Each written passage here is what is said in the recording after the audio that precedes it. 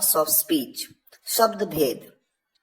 सबसे पहले हम ये जानेंगे कि शब्द भेद होते क्या हैं। देखिए, वाक्य में शब्दों के सही प्रयोग को समझने के लिए इन शब्दों को 8 वर्गों में वर्गीकृत किया गया है, जिन्हें शब्द भेद कहते हैं। Each word in a sentence is given a name, that is, noun, pronoun, verb, etc. These words are categorized in 8 categories which are called the parts of speech. हम एक एक करके इन सभी 8 पार्ट्स ऑफ स्पीच के बारे में जानेंगे, लेकिन हम यहाँ पर इस वीडियो लेक्चर में सिर्फ इनके बारे में कुछ बेसिक जानकारियां लेंगे। आने वाले वीडियो लेक्चर्स में एक एक करके इन सभी पार्ट्स ऑफ स्पीच के बारे में डिटेल में समझेंगे। सबसे पहले देखिए, पहला parts of speech, noun. Noun का मतलब होता है संज्ञा। संज्ञा किसे कहते हैं? किसी भी प्राणी, जगह या वस्तु के नाम को संज्ञा कहते हैं। Noun is the name of a person, place और थिंग। ध्यान देने वाली बात यह है कि मैंने कहा किसी भी प्राणी, कहने में मैं केवल व्यक्ति भी कह सकता हूं, लेकिन एक बार एक स्टूडेंट ने मुझे ये सवाल पूछा कि सर ये बताइए कि आप कहते हैं किसी भी व्यक्ति का नाम संज्ञा है, तो व्यक्ति तो मैं हूं, आप हैं, मेरी मम्मी है, मेरे पापा हैं, लेकिन मेरा कुत्ता तो कोई व्यक्ति नहीं है। फिर कुत्ते के नाम को आप संज्ञा कहेंगे या नहीं कहेंगे? तो सिर्फ इस बात का कंफ्यूजन दूर करने के लिए मैंने उस बच्चे से कहा कि आप ये समझिए कि किसी भी प्राणी का नाम संज्ञा होती है। देखिए, इंग्लिश में जब आप कहते हैं noun is the name of a person, तो इंग्लिश लैंग्वेज में पर्सन का मतलब हर वो चीज है, हर वो प्राणी है जो जीवित है, सजीव है, हर वो प्राणी। भले ये बात अलग है कि जब उसका हिंदी मीनिंग आप देखते हैं तो पर्सन का मतलब है व्यक्ति, लेकिन किसी भी प्राणी का नाम एक संज्ञा है। तो किसी का भी नाम ले लीजिए, राम, मोहन, या मेरे कुत्ते का नाम टफी। किसी भी जगह का नाम ले लीजिए, दिल्ली, देहरादून, पंजाब, हरियाणा, या किसी भी चीज का नाम ले लीजिए, मोबाइल, पेन, बुक, पेंसिल, ये सभी संज्ञा कहलाती हैं। इन सभी को नाउन कहते हैं। नाउन भी कई अलग अलग टाइप्स के होते हैं, इसके बारे में आप नाउन चैप्टर में डिटेल में पढ़ेंगे। अब आते हैं नेक्स्ट पार्ट्स ऑफ स्पीच में, जो कि है प्रोनाउन। प्रोनाउन क्या होते हैं? देखिए, प्रोनाउन मतलब सर्वनाम। सर्वनाम का प्रयोग संज्ञा की जगह पर किया जाता है। Pronoun substitutes a noun. कौन कौन से प्रोनाउंस है? आई, you, he, she, they, we, this, that, it, etc.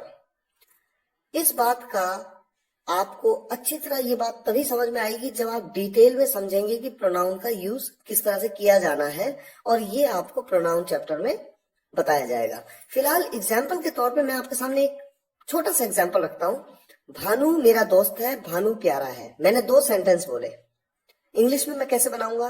Bhanu is my friend, Bhanu is cute. जब भानु की बात हो रही है तो दूसरा सेंटेंस देखिए, भानु मेरा दोस्त है, वह प्यारा है। क्यों ना मैं ऐसे बोलूं? बार बार भानु का नाम लेना जरूरी तो नहीं, क्योंकि मैं तो भानु के बारे में ही बात कर रहा हूं। मान लीजिए मैं 10 सेंटेंस कहता, भानु मेरा दोस्त है, भानु प्यारा है, भानु के पापा अच्छे हैं, भानु की मम्मी अच्छी है, भानु का भाई अच्छा है, भानु मेरे साथ था, भानु दिल्ली में रहता है। तो बार बार भानु भानु भानु क्यों कहूं? क्यों ना भानु की जगह एक ऐसा वर्ड यूज कर दूं जिससे बार बार उसका नाम लेने की जरूरत न पड़े। तो मैं इस तरह से कह सकता हूं, भानु मेरा दोस्त है, वो प्यारा है, उसके पापा अच्छे हैं, उसकी मम्मी अच्छी है। तो इसलिए यहाँ पर जो वह, ये उसके, ये जो वर्ड्स आ रहे हैं, ये जो शब्द आ रहे हैं, यही तो प्रोनाउन है। Bhanu is my friend, he is cute. Bhanu कहने की जगह मैंने क्या कहा? ही एक प्रोनाउन है। इस बारे में डिटेल में आप प्रोनाउन वीडियो लेक्चर में समझेंगे। फिलहाल आगे बढ़ते हैं, एक एग्जांपल और लेते हैं। शुभम इलाहाबाद बैंक में काम करता है, उसके पापा अच्छे हैं। Shubham works in Allahabad bank, his father is a nice man. मैंने यहाँ पर शुभम के पापा नहीं कहा, मैंने हिज फादर कहा, उसके पापा। ये जो उसके या हिज है, यही तो मेरा प्रोनाउन है। Next verb. वर्ब मतलब क्रिया। क्रिया मतलब कोई भी काम। क्रिया वह है जिसके माध्यम से सब्जेक्ट के कार्य या अवस्था की जानकारी मिलती है। एग्जाम्पल्स देखिए, अयांश इज प्लेइंग, अयांश खेल रहा है। यहां पर मेरा सब्जेक्ट है अयांश, क्या काम कर रहा है, खेलने का। तो देखिए प्ले, प्ले मतलब खेलना, ये एक क्रिया है। दूसरे सेंटेंस में अयांश इज 8 months ओल्ड, यहां पर अयांश कोई काम नहीं कर रहा है, सिर्फ उसके बारे में बताया गया है कि वो 8 महीने का है। यहां पर आप देखेंगे इज। नेक्स्ट सेंटेंस में आप देखिए अयांश 8 महीने का था, अयांश वॉज 8 months ओल्ड। और फोर्थ सेंटेंस में Ayansh will be 8 months old, Ayansh 8 महीने का होगा। इन तीनों सेंटेंसेस में इज, वॉज, विल बी, ये हेल्पिंग वर्ब्स हैं, ये भी क्रियाएं हैं।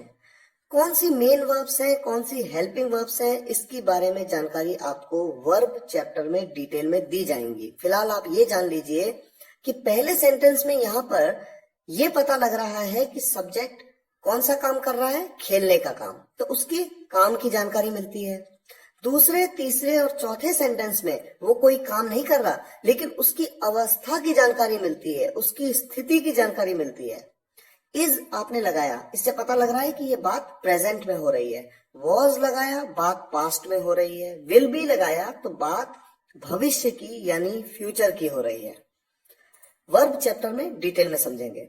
फिलहाल नेक्स्ट पार्ट्स ऑफ स्पीच है एडजेक्टिव। एडजेक्टिव का मतलब होता है विशेषण। विशेषण वो शब्द या शब्दों का समूह जिन्हें उपवाक्य कहते हैं, वो होते हैं जो किसी संज्ञा या सर्वनाम की विशेषता बताते हैं, किसी नाउन या प्रोनाउन की विशेषता बताते हैं, या फिर उस नाउन या प्रोनाउन के बारे में कुछ अतिरिक्त सूचना देते हैं, कुछ एक्स्ट्रा इंफॉर्मेशन देते हैं। तो देखिए इंग्लिश में इसकी डेफिनेशन हम किस तरह से लिख सकते हैं। एडजेक्टिव्स आर द वर्ड्स और the clauses that show the quality of noun or pronoun or provide some additional information about them. About what? Noun and pronoun. Example, एक ब्रीफ ओवरव्यू हम यहां पर लेते हैं। राम बहादुर है, राम इज ब्रेव। किसके बारे में बात हो रही है? राम के बारे में। राम की क्वालिटी के बारे में बात हो रही है, राम की विशेषता के बारे में बात हो रही है। जब मैं कहता हूं ब्रेव, राम के बारे में देखिए मैंने कहा ब्रेव। ब्रेव कहना राम की विशेषता बताना है। तो ये जो वर्ड है ब्रेव, ये एक एडजेक्टिव है, एक विशेषण है, क्योंकि ये किसकी विशेषता बता रहा है? राम की। राम क्या है? नाउन है। नाउन और प्रोनाउन की विशेषता बताने वाला वर्ड क्या होता है? एडजेक्टिव। विशेषता का मतलब ये मत समझिए कि हमेशा अच्छी बात बताएंगे, हो सकता है उसके कुछ बुरी बात हो, उसके बारे में भी बताया गया हो, वो भी एक एडजेक्टिव है। मान लीजिए मैं ये कहता कि राम अच्छा है की बजाय मैं कह दूं राम बुरा है, तो बुरा होना भी तो उसकी विशेषता है। बुरा, ये जो वर्ड है बैड, ये भी एक एडजेक्टिव है। इसी तरह से देखिए नेक्स्ट एग्जाम्पल, वह चालाक थी, शी वॉज क्लेवर। क्लेवर कहना उसकी विशेषता है। जब आप क्लेवर कहते हैं किसके बारे में कह रहे हैं? उसके बारे में। वह एक लड़की है वह। तो शी क्या है? एक प्रोनाउन है, एक सर्वनाम है। तो शी की विशेषता बता रहा है क्लेवर, तो क्लेवर अपने आप में एक एडजेक्टिव है। Next word, next sentence, in fact, मेरे पास कई पेंसिलें हैं या मेरे पास कुछ पेंसिलें हैं। देखिए कई या कुछ का प्रयोग करने से आपको पेंसिल्स के बारे में कुछ एडिशनल इंफॉर्मेशन मिलती है। इसलिए यहां पर मैनी या फ्यू, ये वर्ड्स क्या हैं? एडजेक्टिव्स हैं। जब आप एडजेक्टिव्स का वीडियो लेक्चर समझेंगे तो मुझे यकीन है आपको ये बहुत इंटरेस्टिंग चैप्टर लगेगा। आप इसको बड़े आसानी से समझ जाएंगे, और किसी भी सेंटेंस को मैं आपको दूं, आप उस सेंटेंस में बस इतना देखेंगे, हाँ ये क्या वर्ड्स हैं, और मैं आपसे पूछूं कि ये एडजेक्टिव है या एडवर्ब है या वर्ब है या नाउन है या प्रोनाउन है, और आप इजीली मुझे बता देंगे कि ये है। नेक्स्ट, एडवर्ब्स, क्रिया विशेषण।